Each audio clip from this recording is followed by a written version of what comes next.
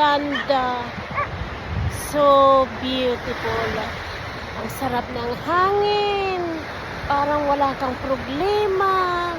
Ay, ganun ang nararamdaman ko talaga dito, guys. Pag nandito ako, nakakalimutan ko yung mga problema ng pamilya, problema ng kaibigan, problema sa mga tauhan, problema sa negosyo, problema sa mga abangers.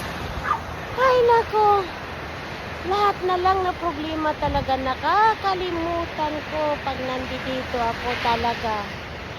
Sana nandoon din kayo sa pasyalang katulad ko